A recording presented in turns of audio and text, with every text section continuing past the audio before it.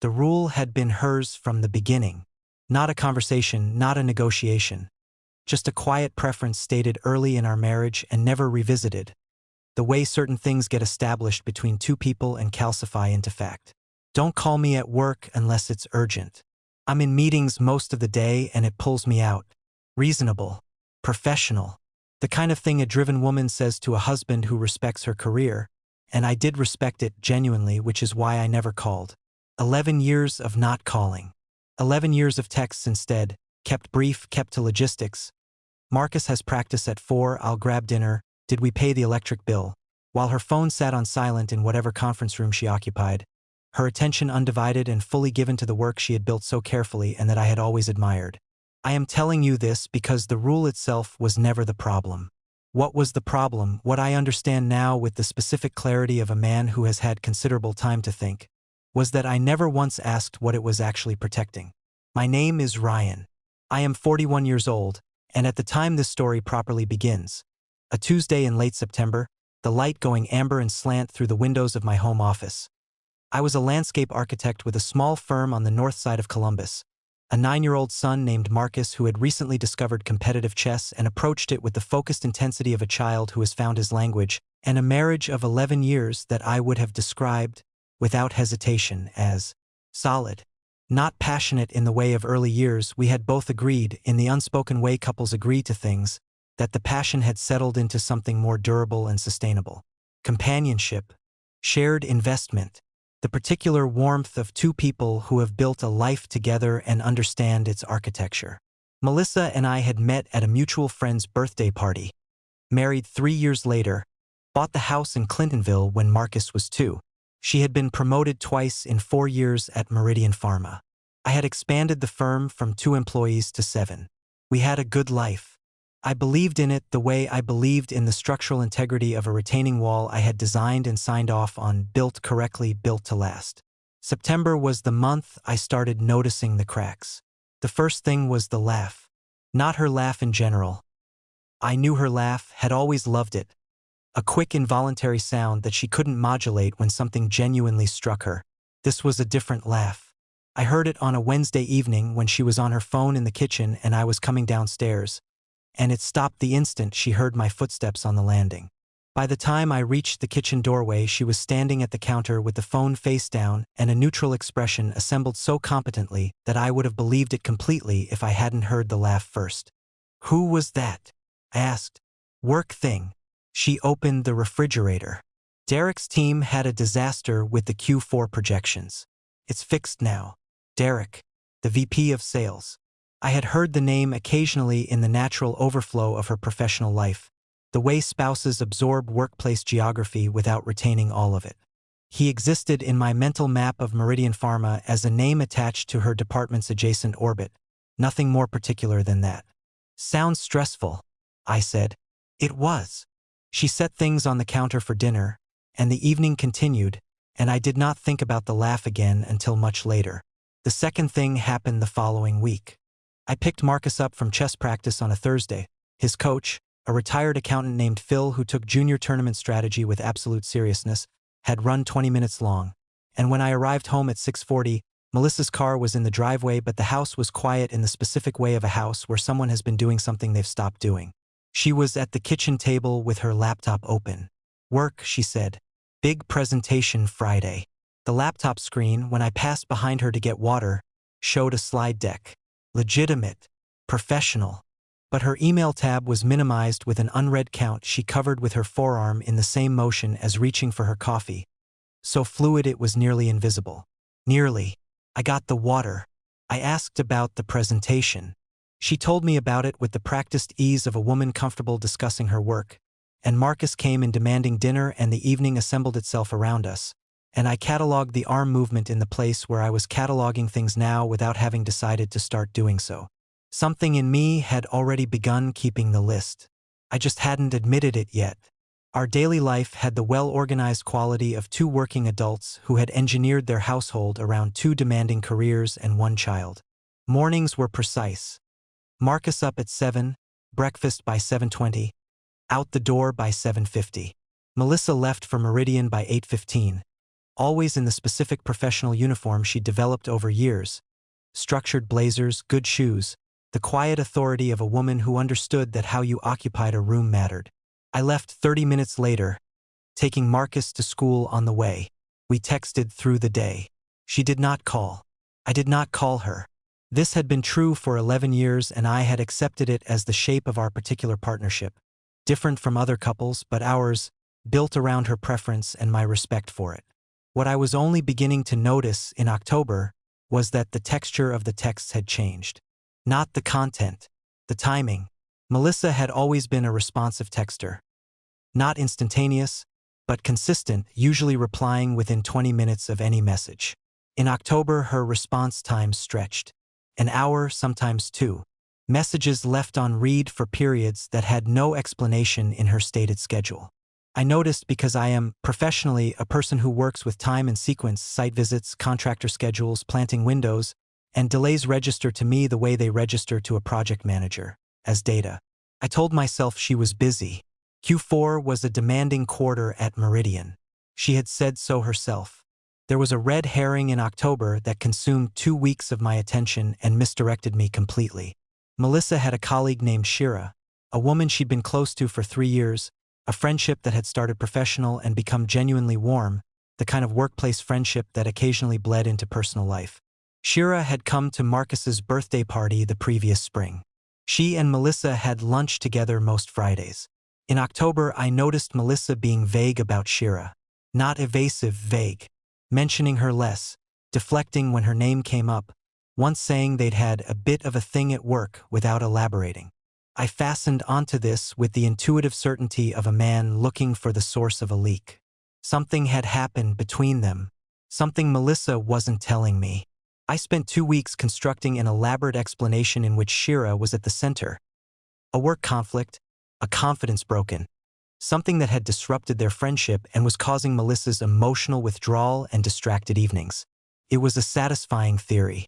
It was almost entirely wrong. The grain of truth in it, and there was one, was that Shira did know something. I didn't learn that until much later. But Shira was not the source of the change in Melissa. She was someone who had been watching it from close proximity and had been keeping a silence that was its own kind of choice. Marcus, in the way of 9-year-olds, was my most reliable barometer. Children don't have the adult architecture of denial. They perceive the emotional climate of their household with an accuracy that bypasses language, and they express what they perceive not in statements but in behavior. Marcus became, in October, slightly more clingy with me. Not dramatically, not in a way that would alarm a teacher or a pediatrician. But he wanted me to check his chess puzzles in the evenings rather than doing them independently. He came to find me in my home office more frequently, on the thinnest pretexts, and stayed longer than the pretexts required. He and Melissa were fine. She was warm with him, present, engaged. Whatever she was managing internally, she had not let it reach him. But children perceive what isn't directed at them too. They read the air between their parents with instruments adults don't know how to use anymore. Marcus was reading something. I watched him do it without being able to name what he was measuring. One evening in mid-October he asked me, without preamble, while we were setting up his chess pieces for a practice game, whether Derek was Mom's boss. I looked at him. "What made you think of that?" He shrugged in the way that means something specific. "She says his name a lot on the phone. More than other people." I moved upon. "He's her colleague. VP of something." "What's a VP?" "Vice president. Like a senior manager." He considered this with the seriousness he brought to chess openings. "Is that higher than her?" "Yes." Another pause. He moved a knight. "She laughs different when she talks to him." I kept my face completely still. "Different how?" I said. He shrugged again. The boneless, total shrug of a child for whom emotional precision has not yet become available. "I don't know. Just different." We played the game. I lost, which was becoming increasingly usual, and Marcus accepted the win with the magnanimity of a child who has been taught that gloating is beneath serious players. I put him to bed and sat in the kitchen for a long time after, and the word different sat on the counter between me and the rest of the evening like something I'd found and didn't know what to do with. The specific quality of suspicion, real suspicion, the kind that has moved past anxiety into something with teeth, is that it reorganizes everything that came before it. Memories that were benign become retrospectively loaded. Patterns that seemed like personality now read as cover. The past doesn't change, but the light you're reading it in does. And in that new light, the shadows fall differently. I began reading our last year differently. The work trips. Melissa traveled 4 or 5 times a year for Meridian, conferences, regional meetings, the annual National Sales Summit in Chicago. She had always traveled. It was part of the job, and I had always accepted it without question. Managing Marcus's schedule around her absences with the logistical competence our household required. Now I was looking at the travel calendar with different attention. Counting. Cross-referencing against what I remembered of her mood before and after each trip. The Chicago Summit in June. She had come back energized, almost luminous, the specific glow of a person who has been thoroughly seen by someone who matters to them. I had attributed it to a successful conference. Now I held the attribution more loosely. The August regional meeting in Cincinnati. She had come back distracted, slightly withdrawn, the opposite polarity. I had attributed it to a difficult quarter. Now I wondered what had happened in Cincinnati to shift that energy, whether something between them had changed, whether the withdrawal was the aftermath of something going wrong or right. I was speculating. I knew I was speculating. But the speculation had a coherence to it that was beginning to feel less like paranoia and more like pattern recognition. The name Derek had been appearing in our household with a frequency I now found impossible to ignore. Not constantly, not in a way that would have registered as unusual in isolation. But I had begun, since Marcus's observation, to track it the way you track a structural element that's showing small cracks. Not alarmed yet, but attentive. Dinner conversations where Melissa mentioned his opinion on a department decision. A Saturday morning when she was on her laptop and said something under her breath that ended with his name. A phone call she took in the bedroom, door closed, that lasted 40 minutes on a Sunday evening when she had told me she was going to bed early. I stood in the hallway outside the bedroom door for approximately 10 seconds. I could hear her voice, low and even, the cadence of a conversation rather than a business call. The rhythm of back and forth, the small pauses that meant she was listening, the quality of attention that a person gives to someone they are genuinely absorbed by. I walked back to the living room and watched television with the sound on too loud. The red herring resolved itself, partially, the first week of November, when Shira called me. She called my cell phone, not Melissa's, which was itself informative. She asked if I had a few minutes. I said yes. She spoke carefully, with the tone of someone who has been deciding for a long time whether to make a call and has finally come down on one side. I don't want to be in the middle of this, she said. But I also can't keep watching you not know. My chest went very still. She's been seeing someone, Shira said. I found out in August.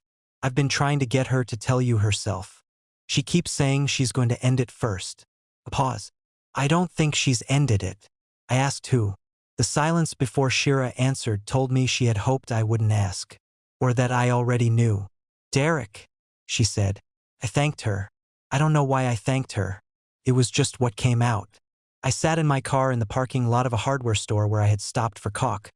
For a bathroom tile project, the specific mundanity of a Saturday afternoon, and I sat there for 25 minutes while the October light went flat and gray over the parking lot and the caulk sat in a bag on the passenger seat. 11 years. One rule. Don't call during office hours. I finally understood what it had been protecting. The August regional meeting in Cincinnati. She had come back distracted, slightly withdrawn, the opposite polarity. I had attributed it to a difficult quarter. Now I wondered what had happened in Cincinnati to shift that energy, whether something between them had changed, whether the withdrawal was the aftermath of something going wrong or right. I was speculating. I knew I was speculating. But the speculation had a coherence to it that was beginning to feel less like paranoia and more like pattern recognition. The name Derek had been appearing in our household with a frequency I now found impossible to ignore. Not constantly, not in a way that would have registered as unusual in isolation.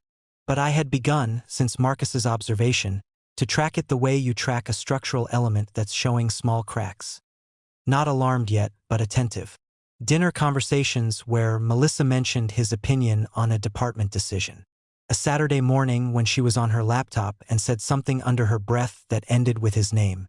A phone call she took in the bedroom, door closed, that lasted 40 minutes on a Sunday evening when she had told me she was going to bed early. I stood in the hallway outside the bedroom door for approximately 10 seconds.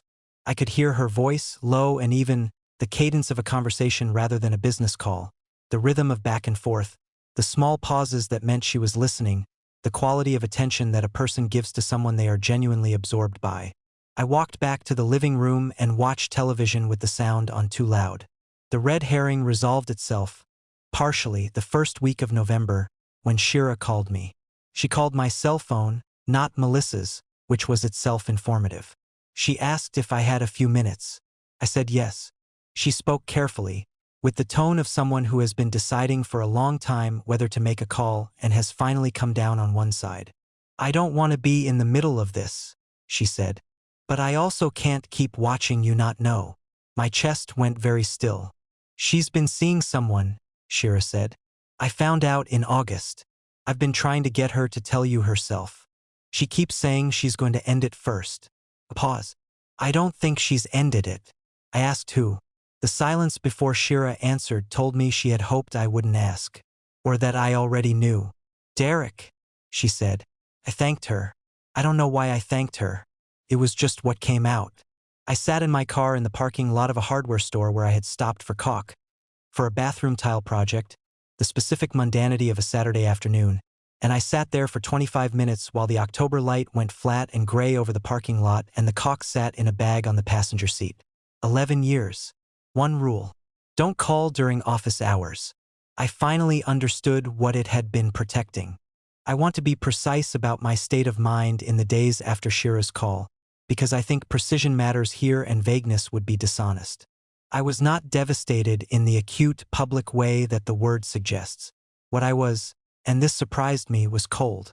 Functionally, efficiently cold, the way a system goes into a kind of emergency conservation mode when its primary resource is threatened. I did not confront Melissa the night Shira called.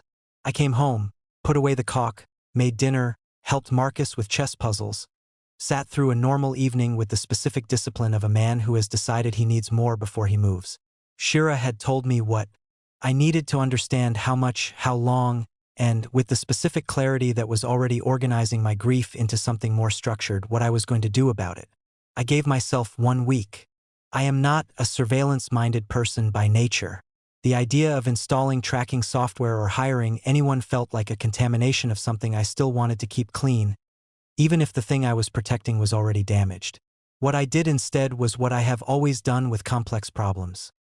I observed, documented, and looked for the load paths. The email. Melissa used a personal laptop for work overflow, a habit from her early career that Meridian had accommodated because she was senior enough that the accommodation was easier than the argument. The laptop lived on the kitchen table or her home office desk, which meant it was part of the household geography in the way that shared devices become. I had never looked through it. In 11 years, I had never opened it with any purpose other than to close a tab she'd left running, or to look up a recipe she'd mentioned bookmarking.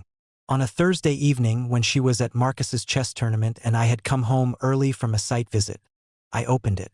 I found the email thread in under 5 minutes. They had used her personal account, not the Meridian one, which explained why nothing had appeared in the professional system, and they had been exchanging messages since the previous March. 8 months. I read enough to establish timeline, frequency, and the specific vocabulary of two people who had built a private world inside the margins of their professional one. The Chicago conference in June. Not a luminous week of professional success. 3 days of what the emails described with a specificity I will not reproduce here. The Cincinnati meeting in August. The withdrawal I had attributed to a difficult quarter was the aftermath of a conversation in which Melissa had told Derek she needed to end it. He had disagreed. The disagreement had continued through September and October. In the thread I was reading, Melissa cycling between resolution and retreat, Derek patient and persistent in a way that read as either devoted or relentless depending on how charitably you were inclined to read it. The most recent message was 4 days ago. She had not ended it. I closed the laptop. I sat in the quiet house for a long time, The chess tournament trophy Marcus had won in September sat on the shelf above the television, slightly crooked in the way he'd placed it himself, refusing to let me straighten it. I left it crooked. I went to pick up my son. The second piece came from a direction I hadn't anticipated. Melissa's assistant at Meridian, a young woman named Tanya who had worked with her for 2 years and whom I had met at the company holiday party, ran into me at a coffee shop the following week. She was friendly, slightly awkward in the specific way of someone who is aware of more than they're showing. And she said something in passing about hoping things were settling down after the situation with Derek's team. I asked what she meant. She looked briefly alarmed, then recalibrated into a careful professional vagueness.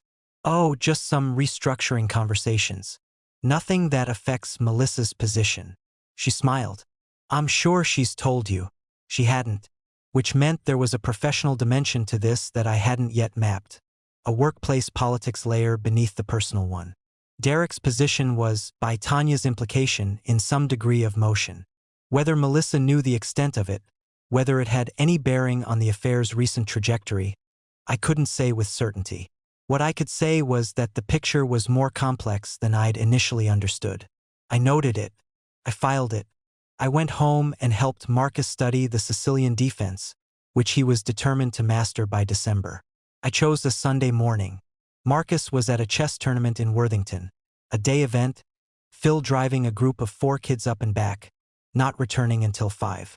Melissa and I had the house to ourselves in the way that parents occasionally do, a slightly unfamiliar spaciousness, the absence of a child's organizing energy making the rooms feel larger and more exposed. She was in the kitchen when I came downstairs, coffee already made, laptop open to a work document in a gesture of ordinary Sunday productivity. She looked up and smiled the smile I had known for 11 years, warm, genuine, real in the way it had always been real, which was the worst part. Nothing about her smile had ever been false. That was the thing I kept arriving at. She had been, throughout all of it, genuinely herself with me. The love and the deception had coexisted without canceling each other, and I did not yet know what to do with that understanding. I poured coffee. I sat across from her. I know about Derek, I said. For words, the same economy I had practiced since Shira's call, since the laptop, since the parking lot with the caulk on the seat. She went very still, not with guilt or not only with guilt, with something more complex, the stillness of a person for whom a weight they have been carrying in secret has suddenly been set down in the middle of the room. Relief and devastation at the same time. I had seen that combination before on her face in smaller contexts, and I recognized it now. Ryan, don't tell me it's not what I think, I said. I've read the emails. I know the timeline. I know about Chicago and Cincinnati, and I know you've been trying to end it, and I know you haven't. She closed the laptop. How long have you known? She asked. Shira called me 2 weeks ago. I spent the time making sure I had the full picture. Something moved across her face at Shira's name. Not anger, more like a resigned acknowledgement. The look of a woman who had known this moment was coming and had simply been moving toward it in increments. I was going to tell you, she said, after you ended it. Yes, but you didn't end it. A long pause. She looked at her hands, then at me. I tried. She stopped, started again. It got complicated. He's in love with you. She didn't deny it. Are you in love with him? The question sat between us in the Sunday morning light. She held it for a long time before she answered, and what I learned in that interval was that she had been asking herself the same question and had not resolved it, which was, in some ways, more honest than a denial would have been and also far more damaging. I don't know, she said. I don't think it's that. But I don't know. I held her gaze. 11 years. The specific weight of 11 years. I need you to understand something, I said. Not as accusation, as a fact. You have been lying to me not just about Derek, but about everything the rule was built around. Every morning for 8 months. Every text about being in a meeting. Every work trip. Every Sunday evening phone call. I stopped. The rule was never about your focus. It was about access. She flinched. I'm not asking you to explain it. I understand it better than I want to. I stood. I need a few days to think. I'm gonna stay at the office. There's a couch in the back room. I've slept on it before. I need you to figure out before I come back what you actually want. Not what you feel like you should say. What you want. She started to speak. Marcus gets home at 5, I said. Everything between now and then is between us. After 5 it becomes about him, and everything we do has to account for him first. That doesn't change regardless of what we decide. I picked up my jacket. I walked to the door. Ryan. Her voice was barely above silence. I turned. She was sitting at the kitchen table with her hands folded in front of her, and her face doing something I recognized as genuine. Not the performed emotion of someone trying to manage a situation, but the stripped-back expression of a woman confronting something real about herself. I'm sorry. I know that's not enough. But I am. I know, I said. I left. Derek's name surfaced once more, through professional channels, in the 2 weeks after the confrontation. Tanya's vague reference to restructuring conversations resolved. He had accepted a position at a competitor firm, which was announced internally at Meridian the week after our Sunday conversation. Whether his departure was related to what had been happening between them, whether Melissa had known and said nothing, whether it changed anything, I sat with those questions and found that they didn't change the central fact. The affair had happened. The duration was what it was. His relocation to another company was information, not resolution. I tried to forgive her. I want to be clear about this, because the narrative of a man walking away cleanly and decisively from a betrayal is both satisfying and largely false, and I am committed to the version that actually happened. I came back from the office after 4 days. I sat with Melissa at the kitchen table, Marcus at Phil's house for the afternoon, deliberately arranged, and we talked for 3 hours with the careful, exhausted honesty of two people who have stopped pretending and are trying to determine whether the structure can be rebuilt or whether the damage is foundational. She had ended it with Derek. Definitively, she said, and I believed her because she said it with the specific flatness of someone who has made a decision that cost them something. He had not made it easy, which I had expected. The professional removal, the new job at the competitor, had happened in the same week, though whether that was cause or coincidence I never established with certainty. She wanted to try. She said it clearly, without performance, the way she had always said things that mattered to her. She wanted to go to counseling. She wanted to understand what had happened in herself, not to excuse it, but to actually comprehend the mechanism by which a person who loved her husband had simultaneously made choices that destroyed the architecture of that love. She was, I believed, sincere. I tried. We went to a counselor, a woman named Diane who worked out of a quiet office near Wexner Medical Center, calm and perceptive in the way of someone who had heard the full range of human damage and was not rattled by any particular version of it. We went for 8 weeks. The sessions were useful in the way that careful examination of a failed structure is useful. You understand what went wrong, you identify the weak points, you can articulate exactly where the load exceeded capacity. Understanding the failure did not make me able to repair it. The thing about forgiveness, the specific thing no one explains in advance, is that it is not a decision. You cannot decide to forgive the way you decide to accept an apology or choose to be civil at a dinner party. Forgiveness is a condition, and either the condition obtains or it doesn't, and the distance between wanting it to obtain and it actually obtaining is sometimes unbridgeable. I wanted to forgive Melissa. I made the decision repeatedly, in the way a person makes a decision they don't fully have the authority to make. I sat in Diane's office and said I was willing to rebuild, and I meant it every time I said it. I came home and had dinners that were warm and real and full of Marcus's chess analysis and Melissa's work stories and the ordinary traffic of a shared life. I lay next to her at night and there were moments, genuine moments, when the damage seemed like something we might actually absorb. And then I would hear, in some undefended moment, the specific quality of the laugh I had heard in the kitchen in September. The one that had stopped when she heard my footsteps. And the thing I was trying to build would come apart in my hands. It happened 6 times over 4 months. The same architecture, the same effort, the same collapse. By March I understood that the thing I was attempting to build could not hold the weight I was asking it to hold. I told Melissa in April, on a Saturday morning when Marcus was at a tournament chess had become his season, his climate, the activity through which he organized the year. I told her with the same directness I had brought to every conversation of consequence between us. I was not angry. I was not performing anything. I was a man delivering a structural assessment that he had resisted and could no longer honestly resist. I can't get there, I said. I've tried. I've wanted to. I can't. She had known this was coming. I could see it in her face. The absence of shock. The presence of a grief that had been accumulating alongside mine for months. A parallel processing. She had been watching me try and watching me fail and carrying her own understanding of the gap. I know, she said. I don't want to fight about this. I said. I don't want Marcus to be in a household with parents fighting. I want to do this as cleanly as two people can. She nodded. I need you to understand something, though. I held her gaze. It was never just the affair. It was the rule. 11 years of a rule I respected without question. 11 years of not calling. And the rule was never about your focus. She looked at the table.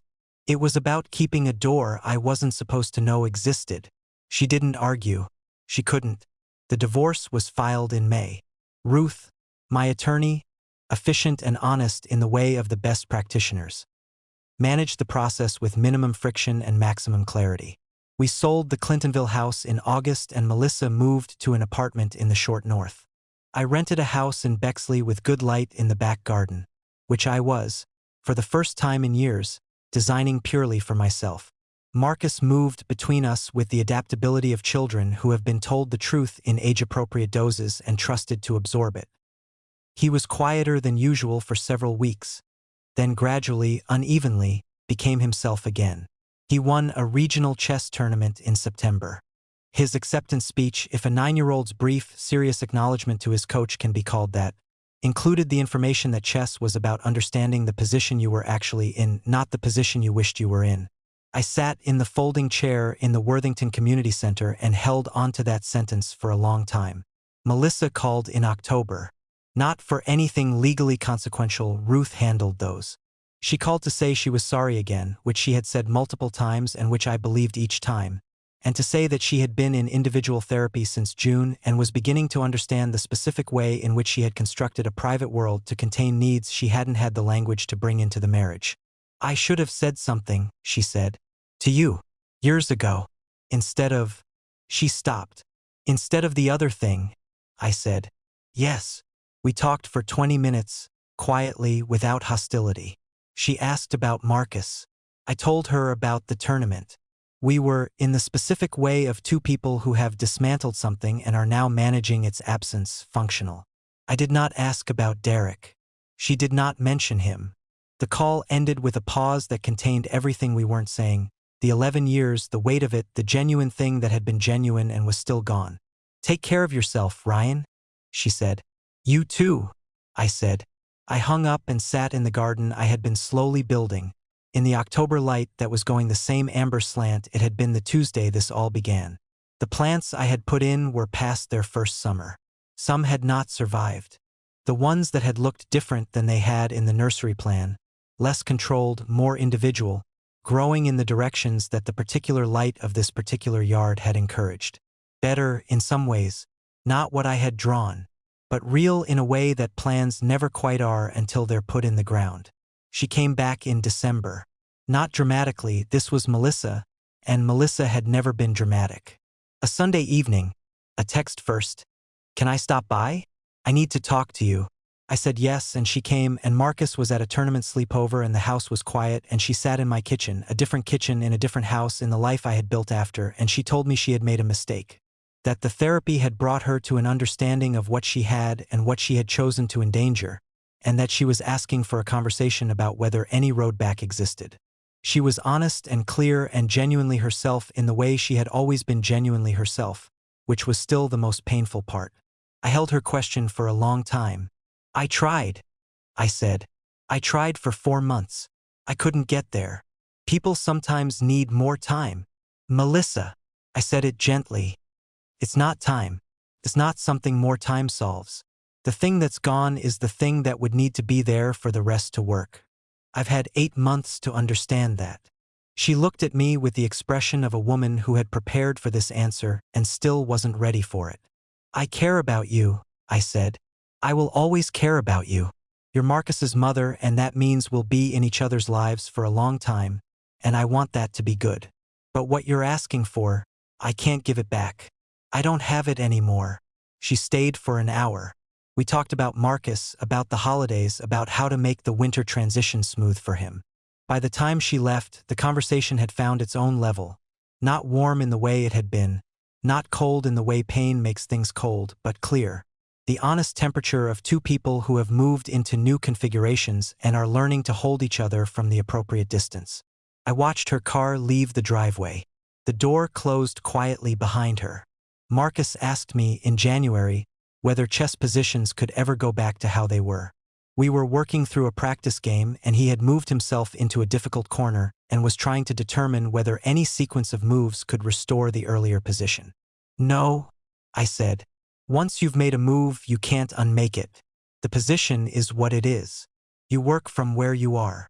He considered this with his characteristic seriousness. Looked at the board. Made a decision. Okay, he said. I think I can still win from here. He couldn't. But he came closer than he should have, and when the game ended, he studied the final position for a long time, memorizing the shape of it, already learning from it something he would use next time. I reset the pieces for another game. That was enough. What makes Ryan's story distinct from a standard betrayal narrative is that the central wound was never really the affair itself. It was the rule. The rule was the story. 11 years of a behavioral instruction that Ryan had accepted, respected, and internalized as a sign of Melissa's professionalism and the particular shape of their partnership.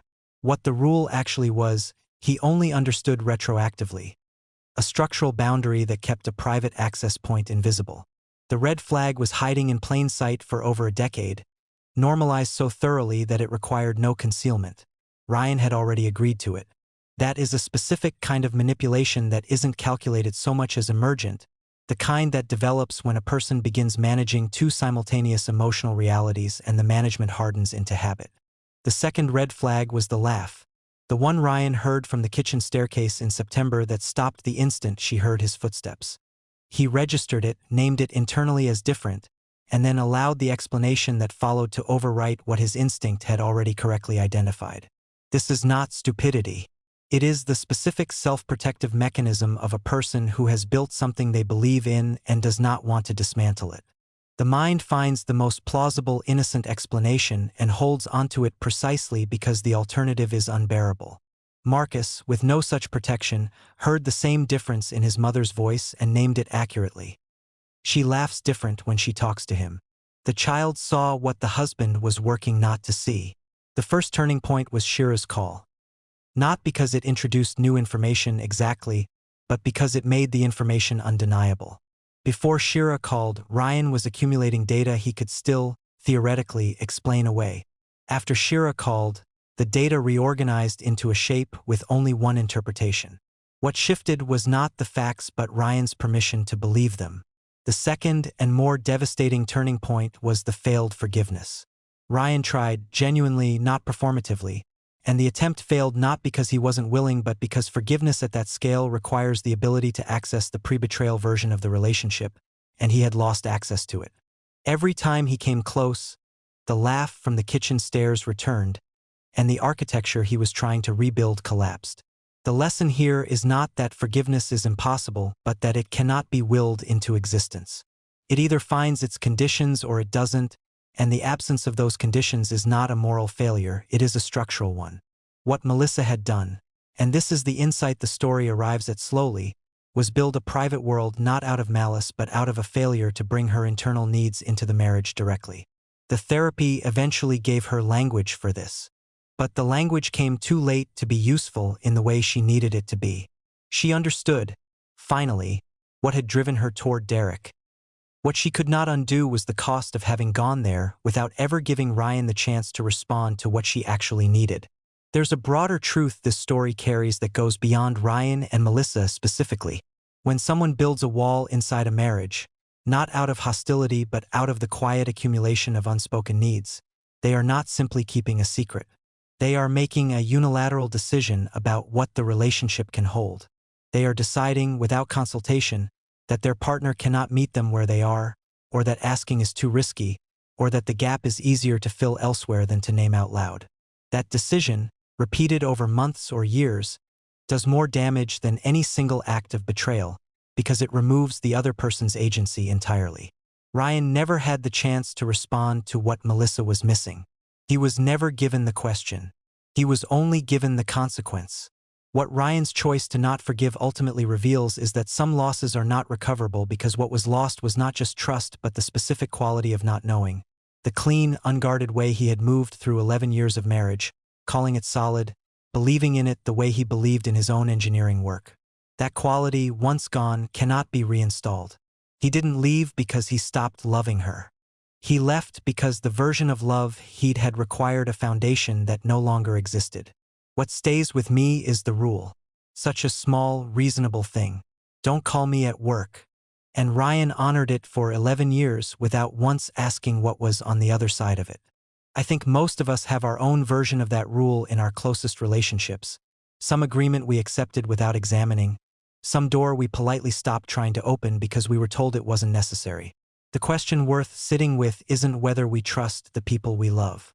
It's whether we've ever asked what the rules we've agreed to are actually protecting. Sometimes the answer is just privacy. But sometimes, and this is the part that's hard to hold, the answer is a room we were never meant to enter.